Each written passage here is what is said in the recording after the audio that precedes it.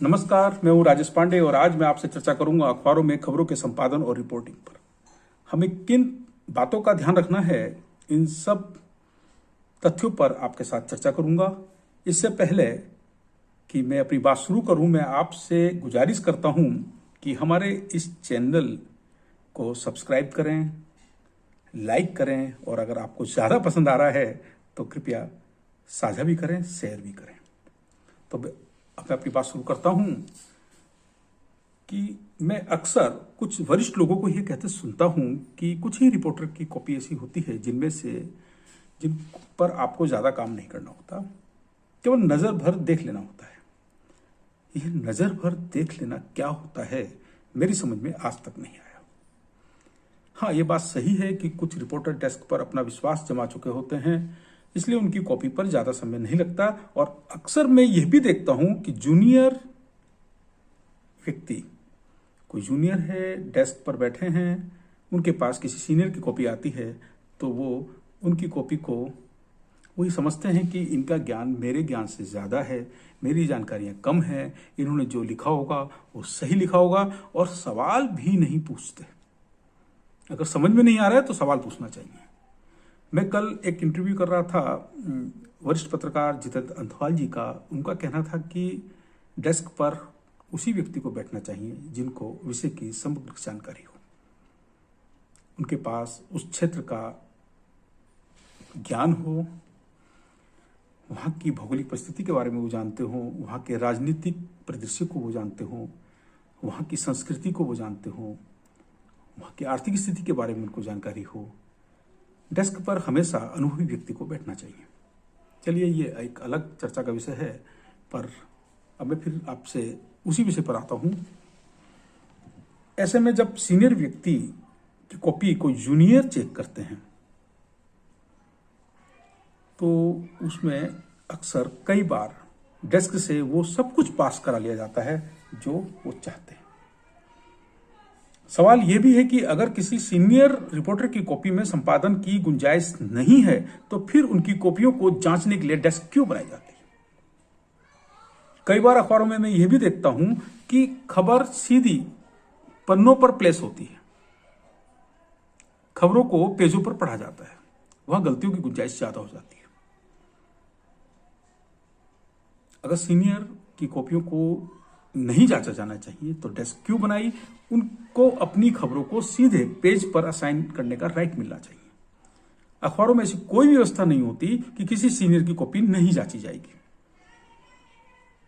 Page 1 और किसी खास पैकेज को छोड़कर अन्य पेजों पर सीनियर रिपोर्टर की कॉपियां जांचने वाला वो शख्स भी हो सकता है जिनके लिए अभी संपादन को जानना बहुत जरूरी है। मैं ऐसा इसलिए कह रहा हूं कि इनसे संपादित होने वाली खबरों को ही पाठकों तक पहुंचना है, इसके बाद इस खबर की कोई और जांच नहीं होती। किसी सीनियर रिपोर्टर की लिखी कॉपी है, इसलिए दबाव में आकर उसमें केवल बिंदी मात्राएं, कुछ वाक्यों संबंधी त्रुटियों को ही सही किया जाता है। अगर कोई सवाल भी है या फैक्ट की कोई कमी समझ में आती भी है तो पूछने की कोशिश क्यों नहीं होती। अपने इंचार्ज के माध्यम से कुछ जानने की कोशिश भी करते हैं तो कई बार बात आई गई हो जाती है। कुछ लोग की कोशिश करते हैं कि साहब इस पर सवाल उठाते हैं, पर बहुत ज़्यादा नहीं हो पाता, खबर पास हो जाती है। वहीं डेस्क पर कुछ रिपोर्टर का इतना दबाव होता है कि उनसे कुछ नहीं पूछा जाता। कभी कभार खबरों में नहीं समझ में आने वाले तथ्यों को हटाकर उनको पास कर दिया जाता है। डेस्क पर समय का दबाव है, इसलिए अधिकतर लोग ज्यादा पूछताछ या कंटेंट करेक्शन के मूड में नहीं रहते।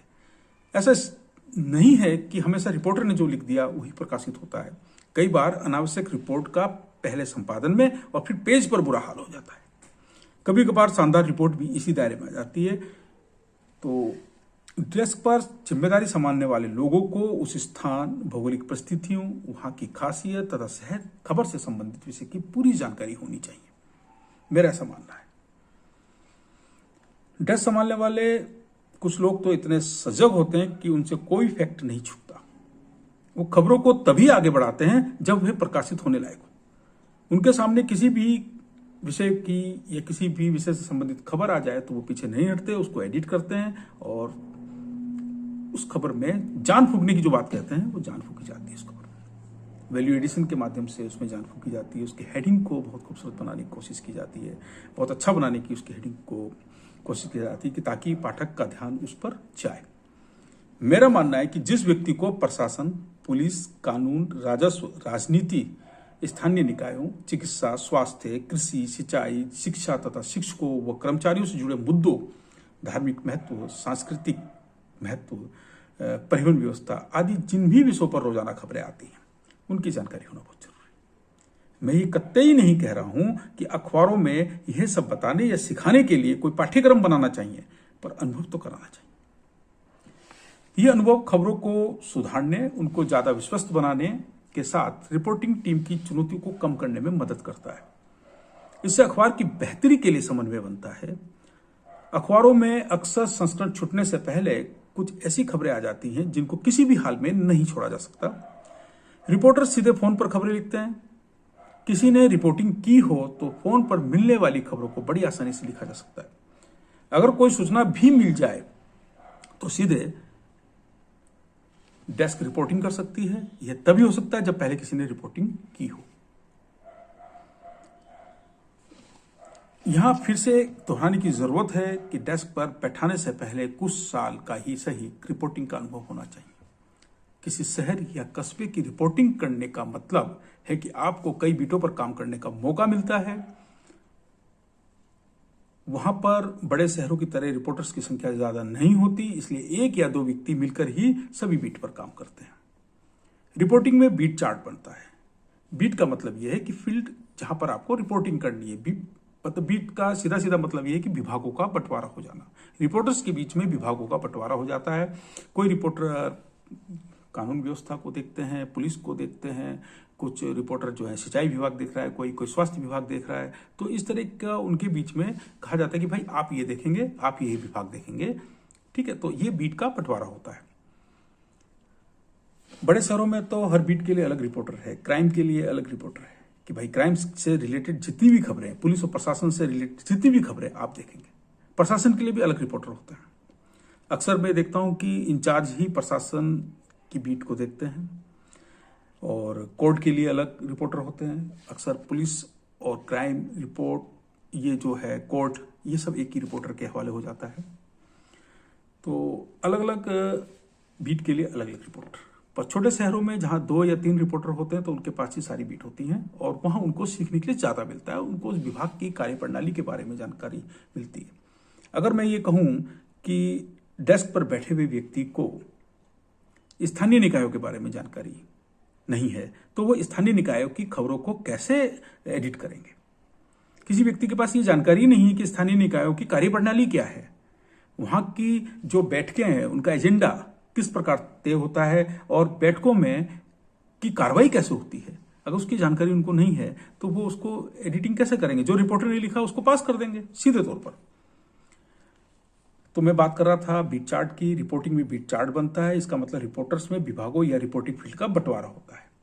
उनको यह सख्त हिदायत दी जाती है कि कोई भी किसी की बीट में दखल नहीं करेगा। केवल सूचनाओं को साझा कर सकते हैं कि अगर आपके पास कुछ सूचना है तो आप संबंधित रिपोर्टर से साझा कर लीजिए। हफ्ते में एक दिन छुट्टी होती है रिपोर्टर्स की, तो उस दिन अवकाश के दिन अतिरिक्त दायित्व की भी व्यवस्था होती है कि भाई आज ये इस दिन ये छुट्टी पर हैं, इनकी जगह इस बीट से संबंधित खबरों को ये रिपोर्टर देखेंगे। ये बात सच है कि रिपोर्टर को अपनी बीट की पूरी जानकारी होती है और वो अपडेट रहते हैं। ये उम्मीद खबरों को संपादित करने वाली डेस्क से भी करनी चाहिए। किसी भी अखबार के लिए रिपोर्टिंग और डेस्क दोनों का ही मजबूत होना जरूरी है। किसी एक के भी कमजोर होने का मतलब यह है कि अखबार का कमजोर हो जाना। खबरों का संपादन उसी को करना चाहिए जो खबरों को लिखना जानता हो। सबसे पहली शर्त है कि अगर आप खबर लिखना जानते हैं तो आप एडिटिंग कर सकते हैं। किसी की कॉपी को पढ़कर उसकी लाइनों को ऊपर या नीचे करना, कुछ शब्दों को बदल देना, कुछ बिंदी मात्राओं को ठीक करना मेरी नजर में संपादन नहीं है। मैं उसको संपादन नहीं मानता। कुछ लोग कहते हैं कि साहब हमने खबर छोटी कर दी, हमने एडिट कर दी। खबरों को छोटी करना भी संपादन नहीं है। संपादन में आप खबर को बड़ा भी कर सकते हैं, उसकी लेंथ को बढ़ा सकते हैं, उसमें ज्यादा कंटेंट डाल सकते हैं, उस में तथ्यों को जोड़ सकते हैं। आप रिपोर्टर से बात करें, उसमें कुछ और कंटेंट है, उनसे सवाल कीजिए। जो भी आपके सवाल हैं अगर वो सही हैं तो वो कंटेंट देंगे आपको, वो तथ्य देंगे और उस तथ्यों को उस खबर में डाल सकते हैं। वैल्यू एडिशन के तौर पर आप उस खबर को और मजबूत कर सकते हैं। संपादन में किसी सिंगल खबर को भी बेहतर कंटेंट और वैल्यू एडिशन से लीड के स्तर तक पहुंचाया जा सकता है। कुछ छोटी सी खबर है, रिपोर्टर तो 4 या 6 लाइन लिख के चले गए, पर उस खबर के वैल्यू एडिशन, उससे रिलेटेड जो भी चीजें हैं उनको आप जुटाइएगा और वो खबर लीड के स्तर तक पहुंच जाती है। किसी भी खबर का संपादन करते समय ये बात ध्यान रखनी बहुत जरूरी है कि इसका पाठक वर्ग कौन है और कितने लोगों की अभिव्यक्ति या फिर कितने लोगों के लिए महत्वपूर्ण सूचना है। ये कितने लोगों को प्रेरित और प्रभावित करेगी। ये खबर किसी व्यक्ति विशेष को लाभ या हानि पहुंचाने या फिर मित्रता निभाने के उद्देश्य से तो नहीं लिखी गई है। ये खबर केवल इसलिए तो नहीं लिखी गई कि रिपोर्टर को कुछ तो लिख कर देना था। खबर में उक्त सभी बातों का ध्यान रखना तो बहुत जरूरी है। इसके साथ ही बात होती है आधिकारिक स्रोत की, कि आपका सोर्स क्या है। सही तथ्यों और आंकड़ों पर, जिन्हें खबर की आत्मा कहें तो ज्यादा बेहतर होगा। अगर आपकी खबर का बेस है, अगर आपकी खबर में बहुत अच्छे आंकड़े हैं जो आपकी खबर को जस्टिफाई करते हैं, तो इनको खबरों की आत्मा भी कहा जाता है। और बिना सोर्स के कोई खबर नहीं होती। चलिए ये मान भी लेते हैं कि आप अपनी खबर का स्रोत नहीं बताना चाहते, आप अपनी खबर के सोर्स के बारे में नहीं बताना चाहते। खबर का किसी से तो संबंध होगा, उसको तो कोट किया जा सकता है। जो किसी को प्रभावित ना करे, जिसका किसी से संबंध ना हो, उसको हम खबर कैसे कह सकते हैं। 1 या 2 व्यक्ति की आत्मसंतुष्टि या राजनीति के लिए लिखना भी खबर लिखना नहीं है। हाँ, किसी की मदद या राहत के लिए खबर लिखना कहा जा सकता है कि खबर है। किसी की मदद आप कर सकते हैं। एक घटना बताता हूं आपको। मैं हरिद्वार ऑफिस में था। हमारे एक साथी ने हमें बताया कि एक व्यक्ति जो ठेली चलाते हैं, उनका बेटा खो गया है। उनका बेटा छोटा बच्चा था, वो गायब हो गया कहीं। अब ये खबर एक व्यक्ति से संबंधित थी और उन पर वो अखबार के दफ्तर में आए थे, इस आस से आए थे कि मीडिया की जो अभिव्यक्ति है, उसका प्रसार है, वो बहुत ज़्यादा होता है। ज़्यादा से ज़्यादा लोगों को उनके बच्चे का फोटो दिख जाए और अगर किसी की नज़र में वो बच्चा आता है तो उनको बता दें। विज्ञापन विभाग का कहना था कि साहब आप पैसा दीजिएगा, विज्ञापन छप जाएगा इसका, गुमशुदा की तलाश का, और इसके लिए आपको पुलिस की रिपोर्ट देनी पड़ेगी, आपको बहुत सारी चीज़ें देनी पड़ेंगी। और ये सही है कि आपको ये चीज़ें तो देनी होती हैं कि भाई अगर गुमशुदा है तो पुलिस में आपको रिपोर्ट दर्ज करानी होती है। हमारे पास वो सब चीज़ थी, लेकिन उस व्यक्ति के पास पैसे नहीं थे कि वो उसका विज्ञापन जारी करा सके अपने पैसों, अपने पास। एक सिंगल खबर बनाई, डेस्क से बात की, उस बच्चे का एक छोटा सा फोटो डेस्क से रिक्वेस्ट की और एक छोटा सा फोटो हमने कहा कि उसको लगा दीजिए, सिंगल कॉलम खबर लगा दीजिए, देखिएगा कुछ ना कुछ होगा। वो खबर छपी, उसी एडिशन में छपी वो खबर। और शाम को जब हम लोग दफ्तर पहुंचे तो वो व्यक्ति पहले से वहां खड़े हुए थे। मेरे से उनकी मुलाकात नहीं हो पाई और लोगों से मुलाकात हुई थी।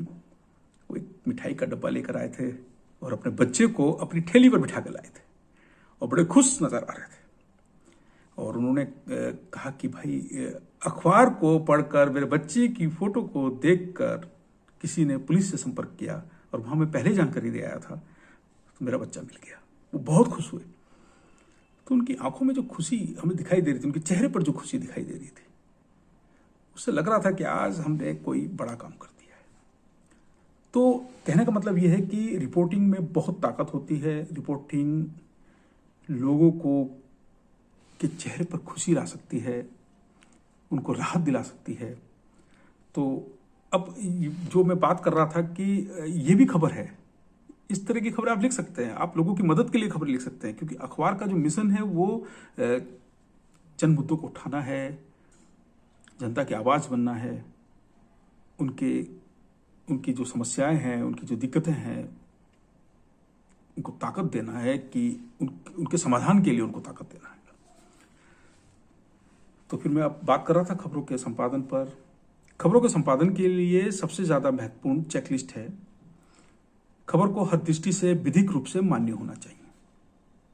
उसकी भाषा द्वेषपूर्ण नहीं होनी चाहिए, उससे किसी का अपमान ना हो, खबर मानहानि करने वाली नहीं होनी चाहिए, उससे किसी की प्रतिष्ठा धूमिल ना हो, उसको प्रकाशित करने की सभी वजह यानी फैक्ट, वक्तव्य और सबसे महत्वपूर्ण उसका संतुलित होना बहुत आवश्यक है।